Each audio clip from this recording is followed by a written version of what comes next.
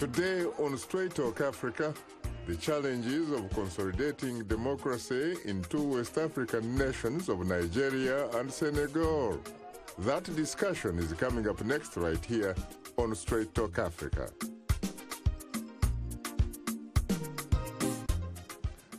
Hello, welcome Straight Talk Africa, live from the Voice of America headquarters here in Washington. I am Shaka Sali, and today we are talking about the upcoming presidential elections in Nigeria and Senegal. At least 10 African nations are expected to hold general elections in 2019, according to the International Foundation for Electoral Systems. What's really at stake as these countries use the ballot box to deepen the quality of democratic governance? My colleague Paul Ndiho has more.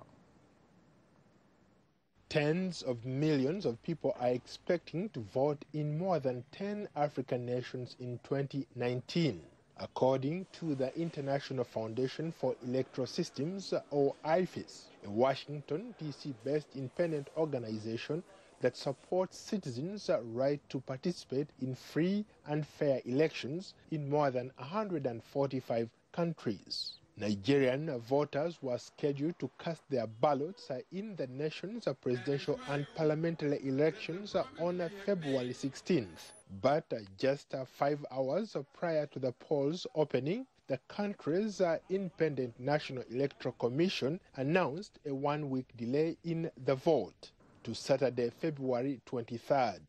The Commission blamed logistical difficulties, including problems in distribution of ballots and result sheets, as well as sabotage, after 3 fires at its offices in the last 2 weeks. We believe that ultimately this decision is good for our democracy and for our country.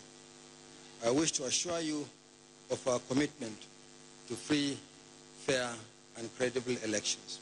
2 main political parties swiftly accused each other of orchestrating the delay as a way to manipulate the vote, a sentiment echoed by some voters, many of whom had traveled long distances to vote in their hometowns. Political observers are predicting a tight race between incumbent President Muhammadu Buhari and chief challenger, former Vice President Atiku Abubakar. Buhari, 75, has been in office since 2015. In Senegal, voters head to the polls on February 24th, where incumbent President Macky Sall is facing 4 other primary challengers. President Sall, 57, was first elected in 2012. 2 opposition leaders, former Dakar Mayor Khalifa Sall and ex-Minister Karim Wade, were barred from running due to previous convictions for misuse of public funds. Thousands of supporters of both former candidates have staged protests in recent months calling for fair and transparent elections. The former French colony is seen as a model of democracy in the region, having never experienced a coup and successfully staging peaceful transfers of power in 2000 and 2012.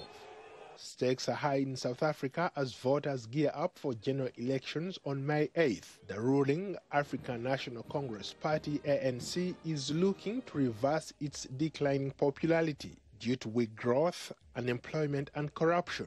The opposition has latched onto ANC's corruption as an election trump card. The ANC is facing a tough fight to retain its dominance and proposing constitutional changes to address land right issues. The far-left South Africa Economic Freedom Fighters Party has land exploration and jobs at the top of its election agenda. Malawians are expected to cast their ballots in tripartite elections on May 21st. Voters will select a president, members of parliament, and local councillors. The election pits incumbent President Peter Mutharika of the Democratic Progressive Party against his former Vice President Saulas Chilema. Political observers say Chilema is seen as the biggest threat to Mutharika. Meanwhile, former President Joyce Banda has also joined the race after reversing a decision to join an alliance with the opposition. Political analysts say her announcement could be a game changer. Paul Ndiho, VOA News. Thanks, Paul, for that interesting report. Joining us in the studio are three distinguished guests. Ambassador Robin Renee Sanders, former ambassador of the United States to Nigeria. Aliyu Mustafa, managing editor of VOA's Hausa service, and Idris Far from VOA's French to Africa unit. From Nigeria, we are joined by VOA's Grace Alheri Abdu, and from Senegal, we are joined by VOA executive producer Sarwa Jafali. I have to say, ladies and gentlemen, that I'm profoundly honored and exceedingly humbled to have the opportunity to host the five of you on Straight Talk Africa. Thank you. Thank you. You're most welcome. Let's go to Dakar, the Senegalese capital. Good evening, Sarwa. Hello, Shaka. How are you? Very good. What is the mood like in the land of what I call the land of Osman Sembeni, father of African cinema? Well, I've been here since Monday, and I can definitely say that the tension is growing as we approach Election Day. I've been driving through town yesterday and today, and people are holding rallies. They're meeting each other in their streets. They're trying to rally people in their neighborhoods. They're chanting support of their candidate, their favorite candidate, but they're also insulting them in the most blunt way. The candidates they don't like. So the tension is definitely growing. Yesterday, I've been on the main street here, the Corniche Street, and it's full of billboards. There are billboards of candidates everywhere. And what was interesting is that most billboards were vandalized, mostly the four candidates, except those of Macky Sall. I'm not saying that Dakar supports Macky Sall 100%. I'm sure if you go to Thiès, for example, the turf of Idrissa Seck, you'll find the same way, pictures of Macky Sall destroyed. So tension is everywhere. People are expecting the elections. Local news are covering the elections, of course. Yesterday, I watched the news bulletin of the public channel here, RS1, and they were showing report after report, reassuring people that the ballots have been distributed, that everything is ready for the electors to go and vote in the most peaceful way. There was like 3 governors giving their statements saying that security will be assured, and they dispatched police and soldiers to make sure that everything is going to be all right. What's interesting, Shaka, yesterday is I was watching, and maybe one of your guests, Idris Fall, can help me with this. So I was watching, and all of a sudden, in the middle of all these reports, there was a report on former President Abdoulaye Wade, and the whole report was basically praise of Abdoulaye Wade. As you know, Abdoulaye Wade is a former president. He came back to Senegal last week to call everybody to not go and vote, to boycott the election. He also said something about burning the ballots. And here in the middle of a news bulletin in public channel, you have praising of this figure, this public figure. So maybe Idris can help me with that, but that was interesting. The other thing, well, there's been some violence a couple of weeks ago, 1 death and many injured, but since then there's been nothing major happening in the country. Macky Sall, as well as the other candidates, have been calling people to calm down and to make sure that they go to vote for their favorite candidate. So we'll see for whom they're going to vote in a couple of days. Now, sir, we know, of course, that Macky Sall has really been a good leader, someone that has governed his country, at least according to a lot of people, very well.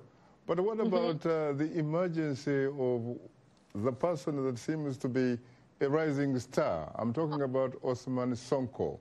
Is he to a certain degree, drawing traction? Well, he is in the sense that, well, for starters, he managed to collect the 53,000 signatures necessary for his sponsorship, which was a surprise. I mean, he's a young man. He's 44 years old. He's never been minister before, unlike the other candidates. He's been a public servant for years, but he's been sacked because he published a book criticizing Macky Sall and his entourage and accusing him of corruption. And since then, he's run for to be a member of parliament, which he is since last year. So young people like him because he's kind of a fresh air. I mean, the rest of the candidates are kind of older. We've seen them before. Most of them have worked with former President Abdoulaye Wade. So this Sonko is kind of a new thing, and he uses social media. He's connected to what's going on. Don't forget that I think like more than 80% of Senegal's population is under 40 years old. So people want change. So these young people, they want to see new faces. I can't say for sure that he's going to win this election. Nobody knows. And as you know, polls are forbidden during this period of time. But let me remind you of this survey that's been done by public, private, organization, Senegalese organization in November that gave Macky Sall 45 chance of winning. After him, there's Idrissa Seck and then Souleymane Sonko. I see. Well, on that note, thank you very, very much, Sarwa, for your briefing. Thank you. You're most welcome. Let me come to you, Ambassador Robin. I'm sure you know Macky Sall well, and Macky Sall has really been, by all indications, a very good leader. Do you think there is a chance that people in Senegal will probably be voting for Macky Sall for a second term, or are they probably going for change? I think that, I don't presuppose what voters are going to do because everything on the ground will drive how voters are going to determine who they're going to support. I think that from the perspective here in the United States, we think that Macky Sall has done a very good job in terms of opening up dialogue, the development process, trying to move Senegal forward. But I've learned from years of being an election observer that never presuppose what voters are going to do at the polls if it is a free, fair election that has an even playing field for everyone. Let me come to you, Aliyu Mustafa. You've had, of course, Salwa on the ground. Do you get the sense that people in Senegal are going to be voting for issues, or are they, in fact, going to be voting for personalities? I agree with Ambassador Sanders. Elections are terribly unpredictable. It's also dangerous to actually predict what can happen because it might not happen. Senegal is one of those African countries that have enjoyed relative peace and stability compared to other countries on the continent. You know that. And every time a leader is able to keep the country together and maintain peace and order, he gets credit for that. And but it doesn't mean that that's our opinion over here. We don't know what the people in Senegal are thinking or saying, but politics is a system where people differ in their opinions and perceptions. No matter how good a leader is or what good work they are doing, it's always likely that somebody somewhere is seeing something different. It's like trying to assure someone it's daylight and somebody insists it's nighttime. So, but given the fact that this current leader has been able to do well economically and socially, from our perspective, it's likely that he might prevail, but it's not a guarantee. I see. It is far. You come from Senegal. Yes. Senegal is a great country. It has, it used to have a founding president, Leopold Sédar Senghor, a man who was one of the fathers of negritude. Yes. A man who was an artist to boot, and in fact, at one time, he was rumored to probably at one time who could have won a Nobel Prize for Literature. Yeah, he was a member of the French Academy of, and I think all the Senegalese now, they have a lot of respect for Senghor because he ruled the country about 20 years and decided by himself to leave the power. And he was, by the way, if I recall correctly, the chief grammarian of the French Parliament. Absolutely. During and, colonialism. I think during the Second World War, him, Aimé Césaire, Léon Gontard Damas, they contributed to bring respect of the black people there. They fight. Yes, it did. And of course, besides that, I think Senegalese, they respect him a lot because he contributed to open the democracy, because it's through him he decided to install multipartism in Senegal. You become with 3 parties, and then when he left power, the guy who replaced him, Abdou Diouf, come and open completely. The tallest president in the world. Yes, even taller than the basketball players. And Abdou Diouf opened all the who want to have, I think right now we have around 300 political parties. Yes. Some of them very teeny. We call them cabin telephonic parties. Yes. And Abdou Diouf himself, he was beaten by Abdoulaye Wade. It was the first transition pacific through election where Senegalese went and get rid of one president. It was Abdou Diouf, and Abdoulaye Wade came to power. And he has, of course, the distinction of having conceded he called him that with night grace. and tell him that you lost, and I gave him power. He went to Paris and was head of the Francophonie for years. Now he's back in Senegal taking care of his grandkids and things like that. You also, of course, have the distinction of having produced Cheikh Anta Diop, the great intellectual, the man who said the Egyptian pyramids had Negroid features, they're and still therefore there. could probably have been built by Africans. They're still there because I think Cheikh Anta Diop did a lot of research to say that the first civilizations were black, that Egypt, the Egypt of Pharaoh, were black. And in Nation Nègre et Culture, he contributed to elevate the way the colonizers was trying to show black people and the diaspora for his work. Until now, you have Pan-Africanists celebrating him because he gave back to us what belonged to us really. We are the diaspora, and we were the first civilization on earth. We did a lot of things that people can see until now when you go to Egypt, when you go to Ethiopia, and when you go to Sudan. That part, I think, helped Senegal a lot because they have great intellectuals. I heard you talking about Ousmane Sembène. Ousmane Sembène, of course, the father of African cinema. African cinema. I had the honor to be taught by him in the 1980s at UCLA Film School. That guy, we have a personal relation because I was a pipe smoker when I was younger. And whenever I will come back from Paris, I will bring him a pipe. And most of the pipe that guy you will see. Really? Yeah, I will bring him those pipes. The author, of course, of many books, including the classic God's Bits of Wood. Absolutely. And then later we came back in 2000. That guy, Abdoulaye Wade, also beat Abdou Diouf through electoral process.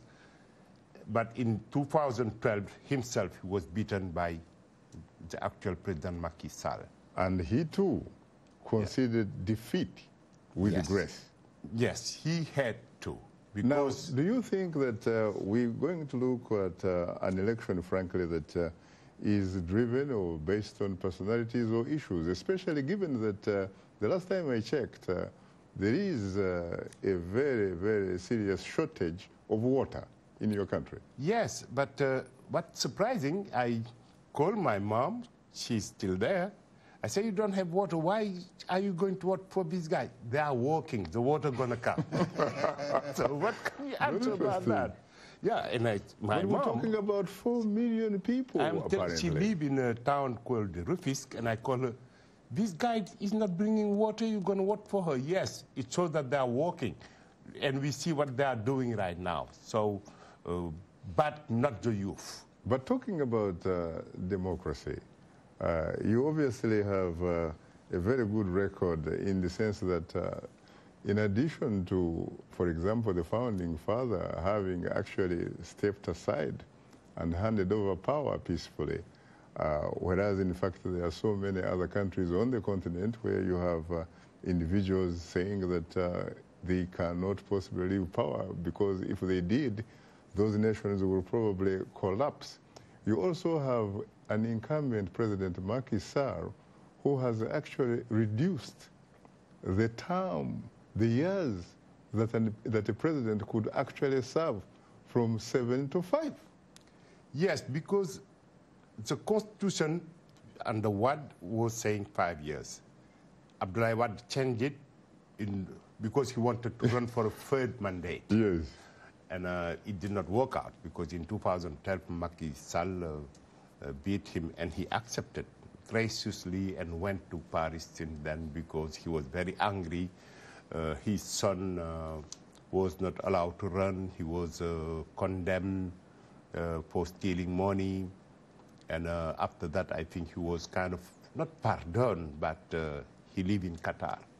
And Wade, I think, all these years never accepted that his son did not become president because the main issue people were discussing in 2012 was Mr. Wade want to run a third mandate to give the power to his son.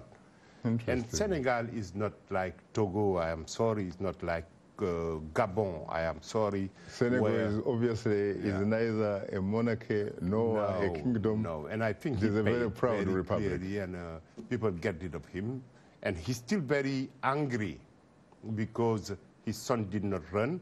But all Senegalese know that Karim Wade, the son of Abdoulaye Wade, never won a single election in Senegal. He was beaten into his own neighborhood during local election in Dakar, in the neighborhood called Point E. He never won anything. Interesting. And the dad was so mad that after that loss, he decided he's going to appoint his son Minister of the Earth, the Sea, and the Sky. It's how Senegalese call him. And when I listen to press agencies presenting Karim Wade as a leader of the opposition, I say they don't know what they are talking about.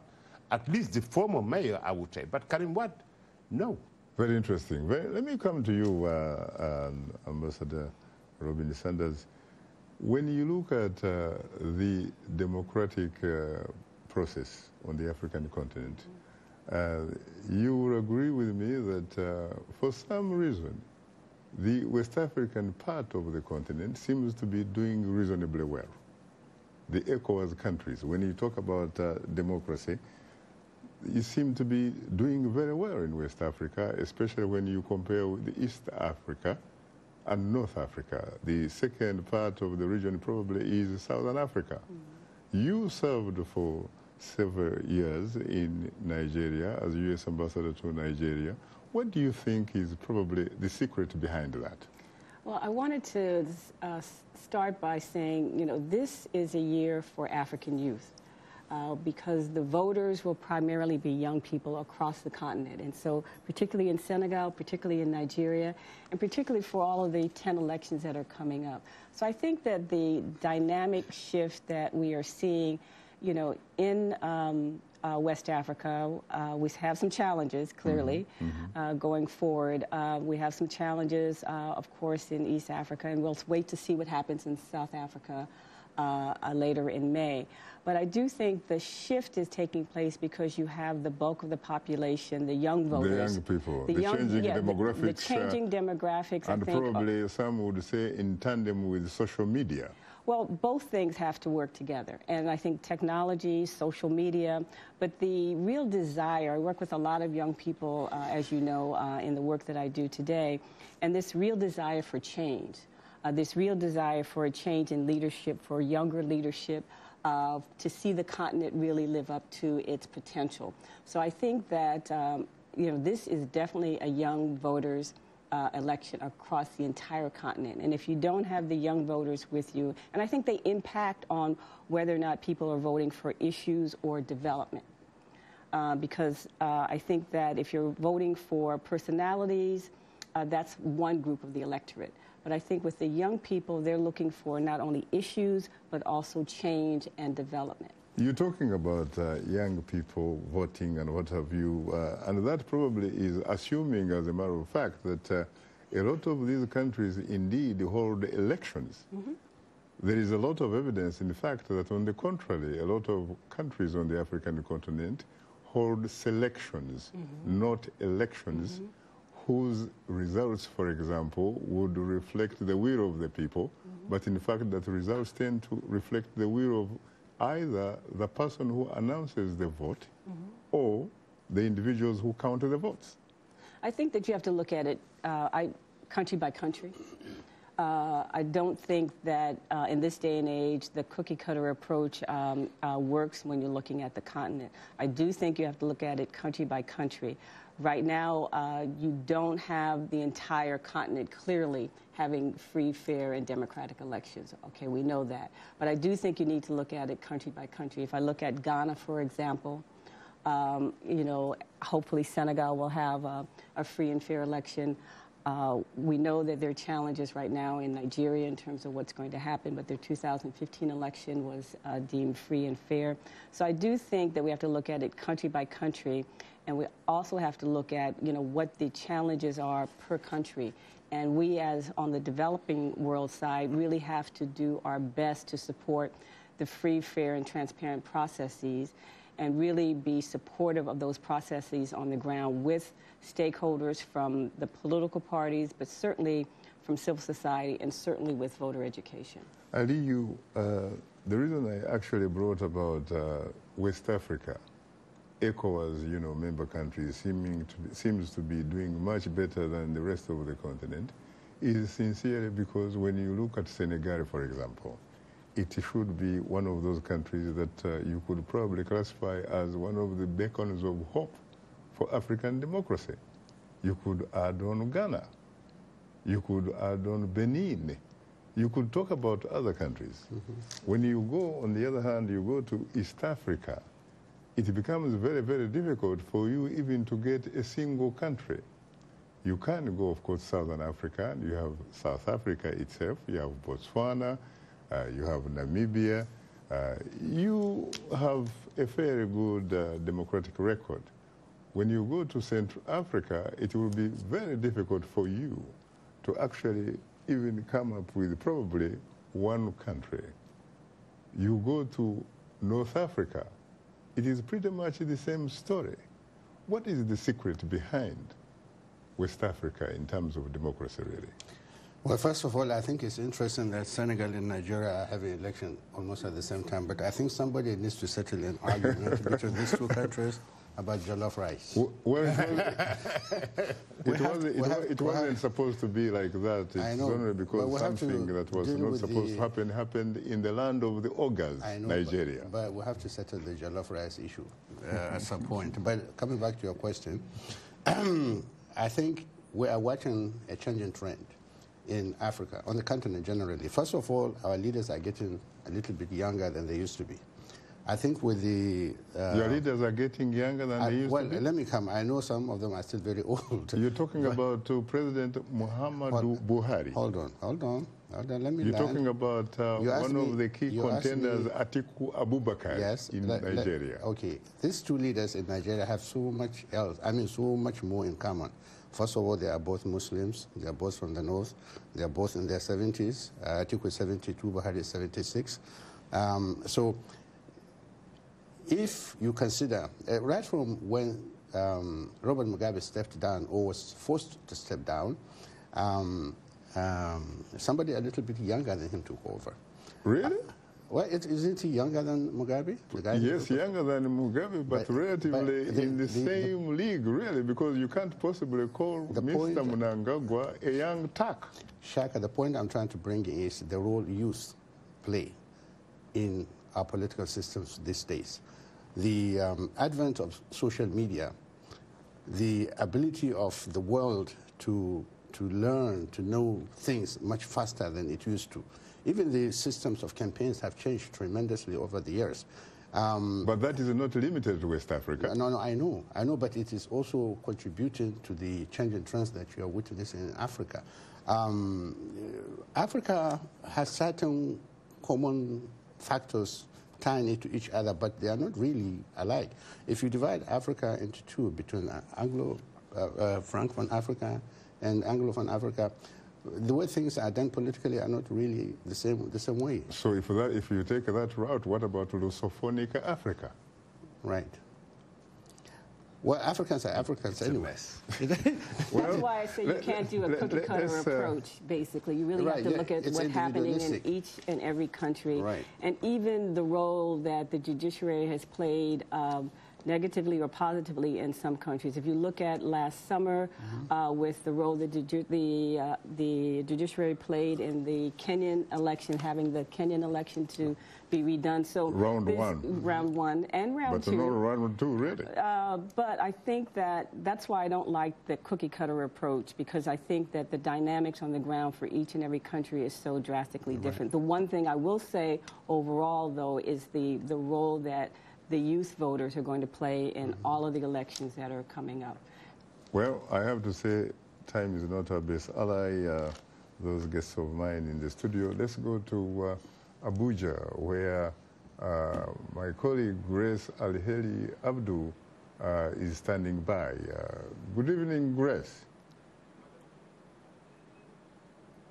Good evening, Grace. Hi, good evening, Shaka. How are you? Good evening. Can you hear me? Yes. I'm doing wonderful. How are you? I am hugely terrific. What is the mood like on the ground in Abuja? Nigerians are ready and eager to go to the polls come Saturday. You know, even after the postponement of the elections, you know, there were people thinking that a lot of people will be discouraged and either not go back to their villages or places where they register to vote. But what we are hearing on ground is totally different, because I can see there's a lot of excitement. As a matter of fact, some of the political groups called on their members, if you already travel out of city, wherever you travel from, you should stay where you are until you cast your vote. And so if you go to offices, a lot of people are not back. They decided to stay back. And those that are able to come back, either to, for instance, people traveling out of Abuja to their respective states, those that were able to come back came back with the intention of either leaving tomorrow or on Friday. So I can tell you there's a lot of excitement about this election. Now, talking about the excitement, Grace, what is driving the campaign? What has been driving the campaign so far? Has the campaign really been on issues? Have we talked about the Nile Delta, for example? Have we talked about unemployment? Have we talked about those types of things? Or is it about personalities?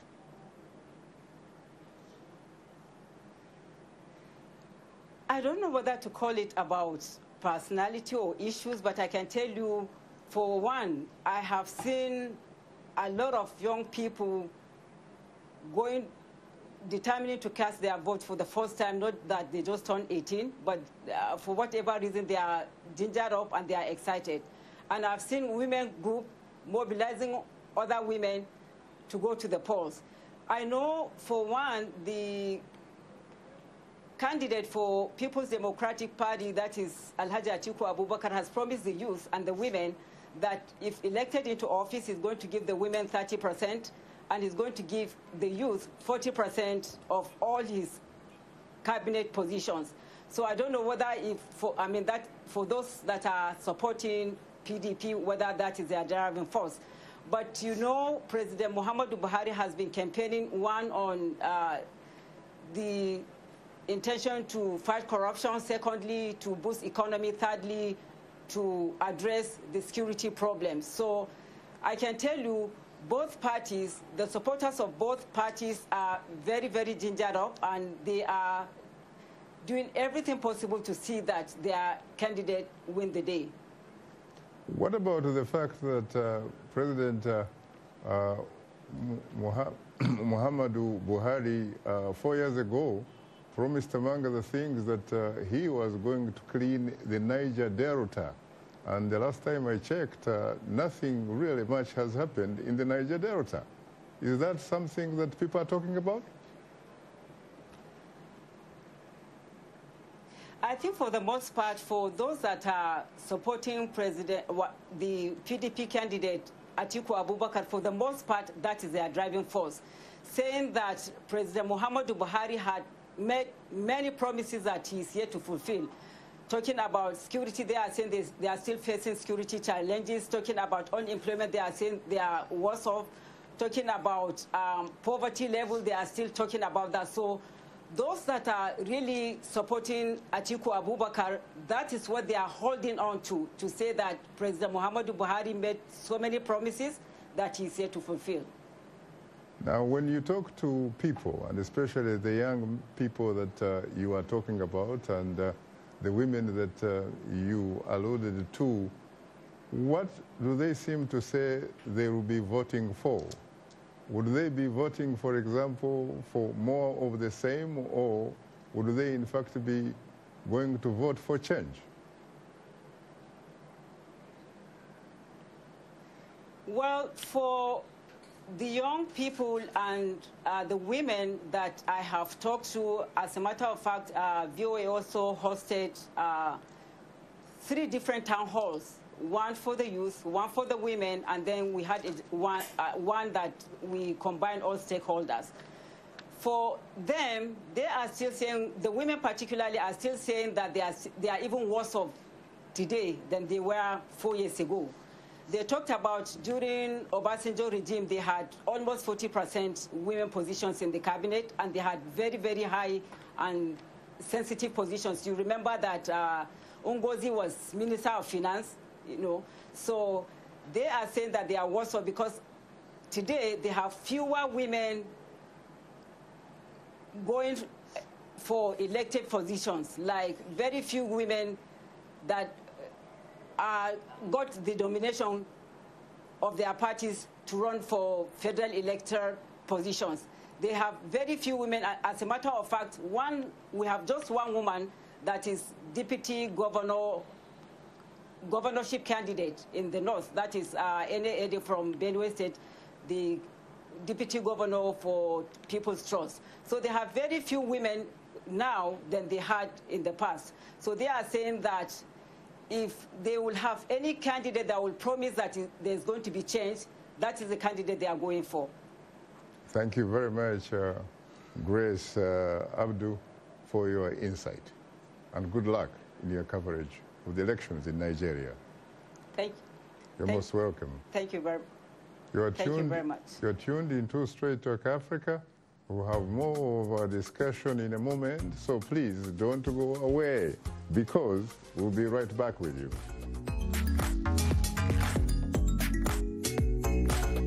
On Our Voices, we're talking about the news and issues you're talking about, sharing stories of development and growth across Africa, around the world, and in our lives. Topics that inform, empower, and change the rules. It's time for Our Voices with me, Haiti Adams Fitzpatrick, and Hadiza Kiari, and Ayan Bior, and Orion Itangi Shaka. It's time for Our Voices.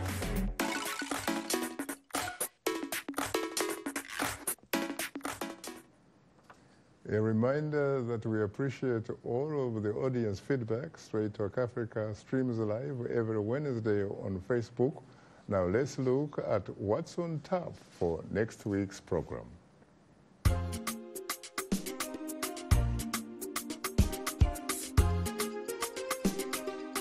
On the next Straight Talk Africa, 2 major elections are coming up this weekend. On Saturday, Nigerian voters head to the polls to elect a president and a National Assembly. On Sunday, Senegalese voters cast their ballots in a presidential election. An in-depth discussion on the Nigerian and Senegalese elections on the next Straight Talk Africa. Today, we are discussing the upcoming presidential elections in Nigeria and Senegal. Our guests are Ambassador Robin Green Sanders, former U.S. Ambassador to Nigeria, Aliyu Mustafa, Managing Editor of VOA's Hausa Service, and journalist Idris Fall from VOA's French to Africa Service.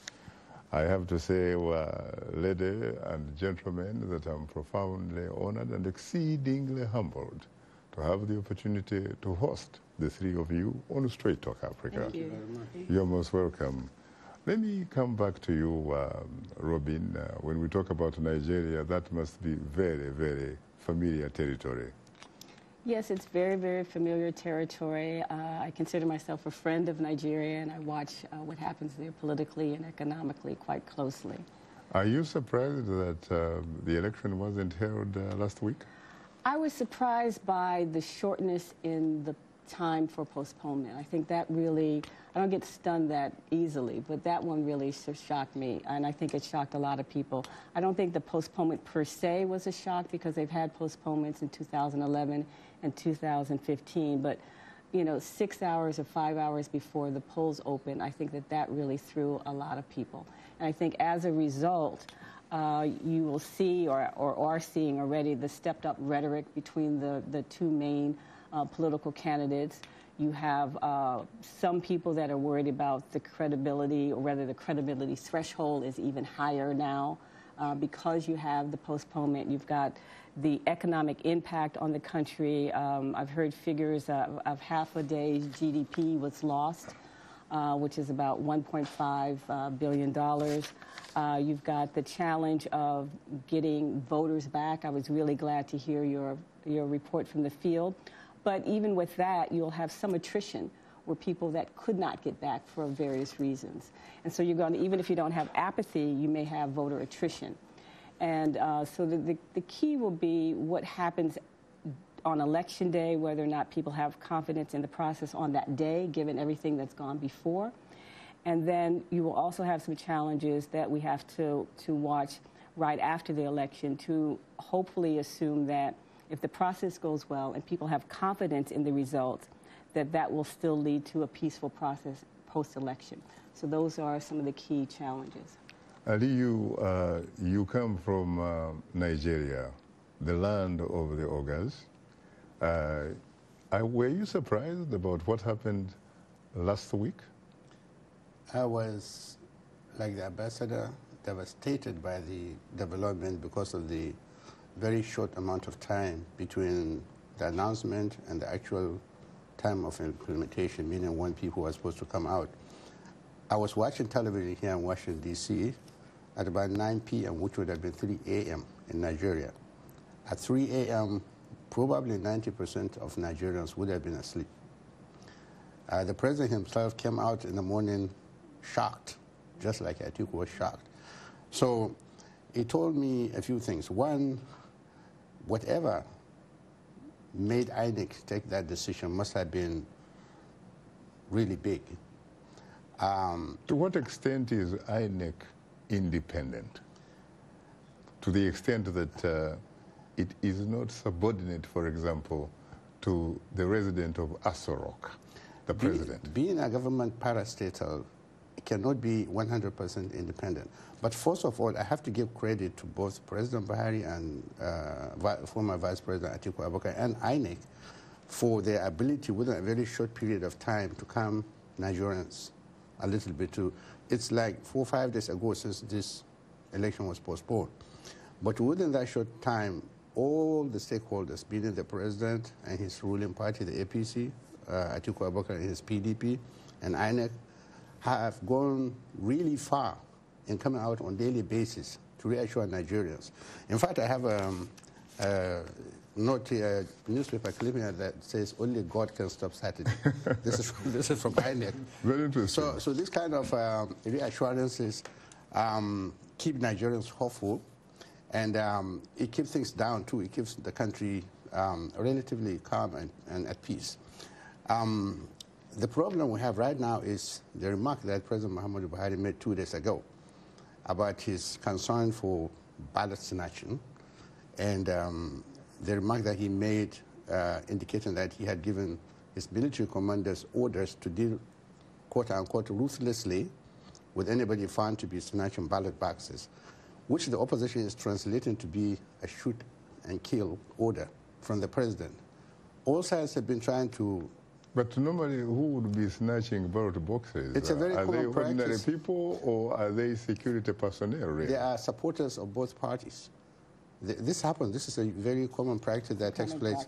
Yes, it's a very common practice. It happens. In Nigeria? Yes. In Nigeria, it does happen. Yeah, it does happen. Now, let me ask you this question too, Aliyu. Normally, elections are postponed either a day before or days before or a week before, but not on the very day of voting, really. It seems to be very, very unusual. The last election in 2015 was postponed for months, actually, not days. But was it postponed on the exact date that people were supposed to vote? That's what I'm asking. That is why Nigerians are still speculating as to why.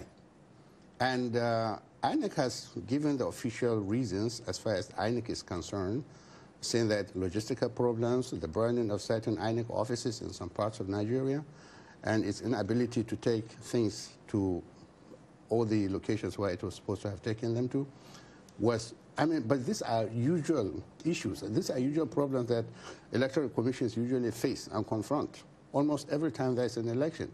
But right now, the election would have taken place from what we had on Tuesday, which would have been yesterday, but they decided that card readers had been programmed to work only on a certain day, meaning they needed time to make sure that the card readers were that they did some work on the card readers to make sure that they work on the next Saturday, because they were supposed to have just worked on the Saturday, the 16th of February. So now, like I'm saying, nobody knows. The problem is a lot of people were very disappointed, to the extent that some people say they are not coming out to vote. But I'm glad to hear Grace say that people are actually coming out to vote. That, with the fear of this order that the president had apparently given to security agents, could affect the turnout. We don't know, but we're hoping that things would work out. We're talking about at least 84 million potential voters here. Yes. What do you think was behind the incredible efforts of the INEC and the previous chairman? We're talking about Professor Atahiru Jega. What happened? Well, I think that you bring up a very interesting point. My team and I worked with INEC, and so has every U.S. ambassador in the donor community and the Nigerian stakeholders. And a lot of time and effort and support for INEC has been there, helping INEC move forward over the last decade. And so what worries me, though, right now is that some of that confidence in INEC has been eroded just a bit. And the question is, can they regain it sufficiently enough for people to be comfortable with the outcome on Saturday? I'm hoping that Nigerians will, they're resilient. I never count Nigerians out on anything, and so I'm hoping that it will be peaceful. You'll have a respective amount of voters who turn out. You're right, 84 million voters, but 42 million of them are young people. And we talked about the young voter issue earlier. And then the whole challenge of reconfiguring 180,000 card readers, the whole issue of the election materials moving back from the central bank, back out and being distributed back out into field. All that has to happen between now and Saturday, before Saturday, actually. And, going back to the postponement issue, we talked about 2011, 2015, early postponements. Nobody would have been surprised by that. What I don't really understand, though, say that all of these things were challenges. The weather, the logistics, reconfiguration, all of those challenges. What I don't understand is, did anybody take in voter outreach in that timing process? Because there would be no way at 5 hours before an election that you could reach 84 million registered voters to let them know the election has been postponed. So when they do their after action, they have to look at that kind of thing. But I do worry that as I said, I don't count Nigerians out. I'm counting on the elections being credible and fair, but I also realize that now the threshold for INEC has been moved up a bit because of this last-minute postponement. I'm sorry. The chairman of INEC was just out today reassuring people that the logistical problems they had last week had been generally overcome. They assuring that most materials, electoral material or election-related materials have already been delivered to most parts of Nigeria. So that part of the problem appears to have been resolved. The other part is to get people to come out to vote. I'm not sure on that because they also said weather was a factor. And if you live in Nigeria and you live in the north, I've been to every state in Nigeria more than 4 or 5 times. This is always the weather in Nigeria. It doesn't change. It's always going to be in the north. It's always going to be dusty and stormy and with dust storms. And so I heard that all of the materials have not yet been moved back. But the troops under Professor Atahiru Jega must have probably had pretty much the same conditions, really. Yeah, I think nobody is saying that the 5 hours postponement was comfortable. Nobody's saying that. Everybody was disappointed by that because you would think that the things that they listed, they saw early enough that they could have even done a week ahead postponement. So I don't think anybody's arguing that fact. But I think we've got to go past that. That's happened. We've got to look at what happens this coming Saturday. You remember, Aliyu, that even 4 years ago in Abuja, in the Tarring Center, I remember that drama. You remember Orubebe? Yes, I remember the drama, yes. He nearly caused problems. He almost did, but Jega was calm. Yes.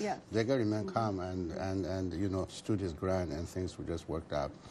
Like the ambassador says, this is what Buhari himself was saying. He said, I cannot understand how you could have problems on the day the elections are supposed to hold when you have had all this time and you have been given all the resources available that you had asked for.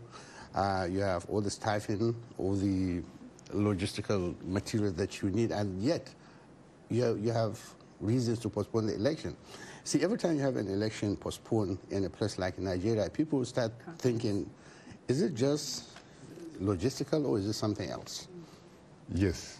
So that is what creates tension around the country with voters. And I tell you, Nigerian supporters of both parties are very, very emotional and very strong in their belief in the systems. Ali, there is an American saying that if it isn't broken, you don't fix it. You don't fix it, right?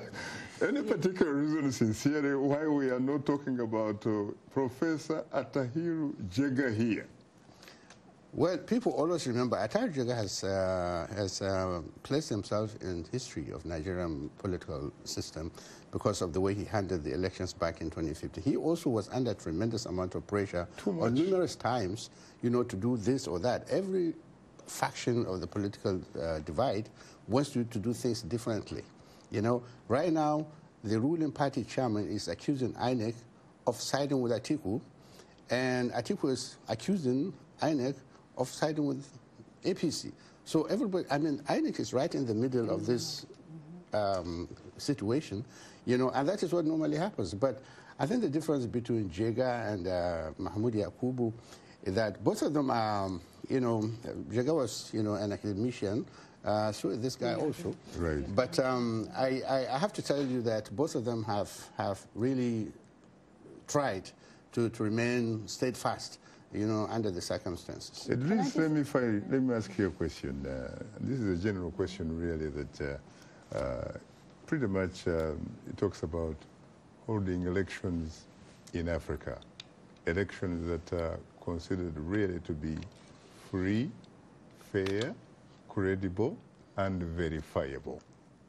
What do you really think needs to be done in order for that to happen, so that the average person in Africa, really, the average voter, has confidence in their institutions, that the institutions, at the end of the day, will deliver, and they will deliver something that reflects the will of the people? If I take example of Senegal, I think we don't say it that much, but the transparency of the process, and then the media. Because in Senegal, I remember when Abdou Diouf lost the power in 2000, the day of the elections, whatever result was published in the local bureau, local radios, everybody has the right to put it on the air and publish it. Before the end even of the counting, by only listening to the radios, you knew what was the real result in Washington, D.C., in Arlington, everywhere. There was transparency. And that you don't have it even in Congo. They just changed government last week in DRC, Democratic Republic of. It is said that it is only the Electoral Commission, radios, TVs don't have the right to publish the result coming out of the Bureau de Vote, local vote. And I don't see that also in the country of Mr. Sassou Nguesso, where she was ambassador. You don't have the right to do that. The former Congo Brazzaville. You will arrive at a situation where when people cast their vote and the result is somebody else who published it and nobody can contradict him. What happened in DRC, you see in December, the radios were not allowed to publish whatever was there. So the Electoral Commission decided, okay, Mr. Felix Tshisekedi won, and the other guy is saying the contrary.